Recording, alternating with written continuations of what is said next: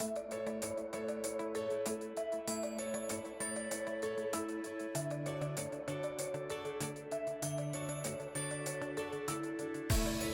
guys! Guys, We're here in Gifu Prefecture!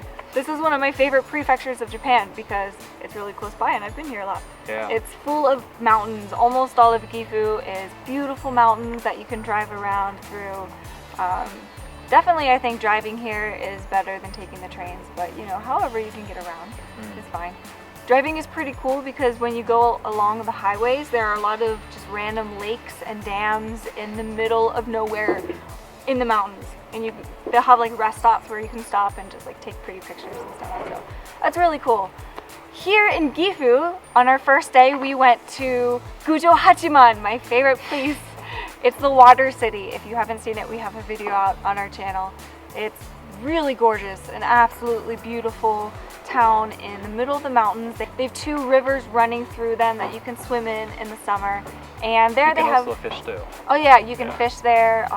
If you're coming from the south, driving up the river, you'll see tons and tons of fishermen in the summer fishing alongside it to catch ayu. Yeah, and you can see them fry the fish in the stick. Yeah, and then you can eat it at Gujo Hachiman. Yeah, and really good. It's also really famous for food sample making. Here in Japan, they have a lot of food samples that they put outside restaurants. So if you're going to a restaurant, you can see what the food looks like before you go inside. And Gujo Hachiman is famous for making those, and you can try making them yourself. We did this time. It was a lot of fun. Yeah, I got to make tempura. That was actually pretty cool. I just made real tempura in real life, but this one's also really fun too. It looked really realistic. Yeah. Yeah. And you made desserts, right? I made sweets. Yeah. Chris made some fallen over spilt ice cream. Yeah.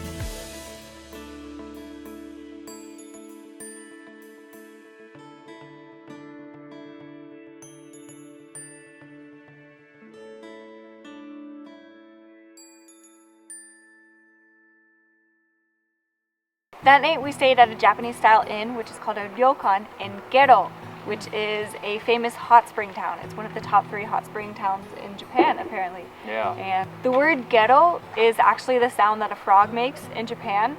So a frog goes Gero, Gero. So I guess if you were to translate the name of the city, it would literally be like Ribbit City. And so therefore, like, all of the mascots around the city were frogs. Everyone had frogs on like the menus. The frogs were like in designs and mosaics in the street.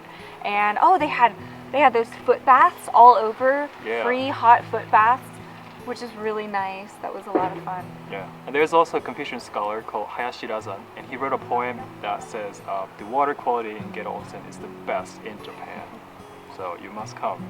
And they have traditional local dish called kei-chan. Kei literally means chicken, and it was somewhat sweet and has a lot of other vegetables, and it was pretty good. I liked it. Did you like it? Yeah, it was good. Yeah. The next day we went to Shirakawa-go, which a lot of you have probably heard of. It's one of the most famous spots in Japan. It's a World Heritage Site, and thus it was very busy and crowded. There were rows and rows of tour buses, but it was pretty cool. You got to walk between all of those really old style houses with super slanted roofs, the thatched roofs. Yeah, you could go inside them. There are 144 of those old style houses, and more than 600 people still live there. So they're actually living there while you're walking around through their neighborhood. The houses are really cool. They have a large fireplace in the middle, and all of the floors are made of slats, like air can go through them. So the smoke travels through all the floors up to the roof, and that's supposed to prevent bugs from getting into the wood and like mildew and mold and things like that. So it actually helps treat the wood so that the houses last longer. So that was pretty cool. I actually like the smell of the wood too. Yeah, it smelled pretty good. Yeah, it reminds me of my grandparents' house. And right now we're at Hida Folk Village, which is right here. This spot all around us. And at the entrance you can do taiken, which is you get to do like your own experience. And I get to make senbei. Senbei is a rice cracker. Right, rice cracker. Yeah, in a Kiln? Yeah, you baked it in the kiln. Yeah. It was amazing. It was really, really good too. And you guys made, what was it? I made sarubobo, a sarubobo doll. It's like It's Gifu really prefecture cute. mascot, right? Yeah, it's actually really cute. I liked it. This is an open air museum. It costs 700 yen to get in here, but you can walk around and go inside all of these houses. Once you're in here, everything's free. They actually brought a lot of these houses from Shirakawa-go, so that's why they look really similar.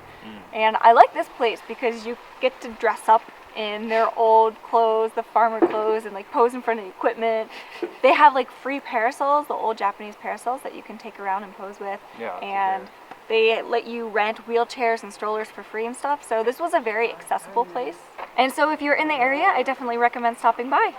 This was Gifu Prefecture. Definitely come to Gifu. We love it a lot. So thanks for watching. Bye. All right, bye.